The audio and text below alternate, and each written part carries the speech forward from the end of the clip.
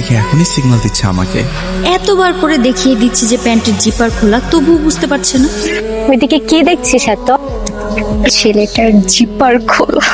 এই ছেলে, জি আঙ্কেল। ওদিকে কি দেখছো? ওই যে মেয়েটা আছে না, ওকেই দেখছি।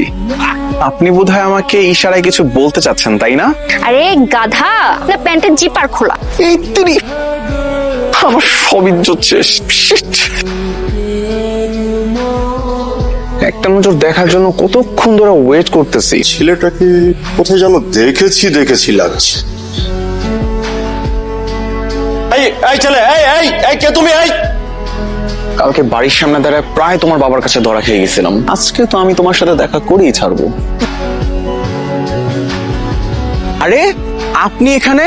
আমি তো ভাবতেই পারিনি আপনার সাথে আমার এভাবে দেখা হয়ে যাবে। তাই তো কালকে আমার বাসার সামনে দাঁড়িয়ে কি করছিলেন? আপনি সেটা কি করে জানলেন? আমি জানলাম কারণ আপনি যখন বাইক নিয়ে পালাতে ব্যস্ত ছিলেন তখন আমিও রিকশায় করে বাড়ি ফিরছিলাম। আপনি পালানোর ব্যস্ততাতে আমায় খেয়াল করতে পারেন। পুরোটাই আমার ব্যাড লাগা। আসলেই আপনার ব্যাড লাক।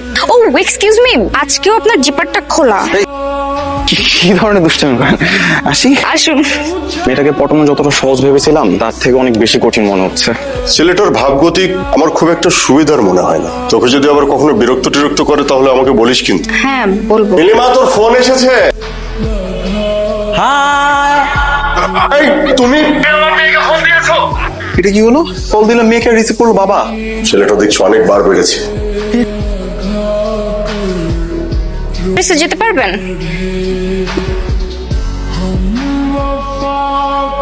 বাবা কোথাও যাচ্ছো? আপনার টাকা। এই ছেলে, এই হেলমেট খোলো। আমি জানতাম এটা তুমি। সেদিন এই বাইক যখন দেখেছিলাম তখনই আমি সন্দেহ করেছি। এই আপনাকে আমি নিষেধ করেছিলাম সেদিন, তারপর আপনি কেন আসছেন আমার সাথে দেখা করার জন্য? কেন আমার মেয়েকে বিরক্ত করো? আমি নীলিমাকে ভালোবাসি, তাই ওর সাথে দেখা করতে আসি।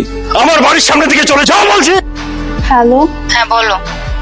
আপু, আপনি একটু আপনার বাবাকে বোঝান না, আমার ভাইয়ার অনেক মন খারাপ।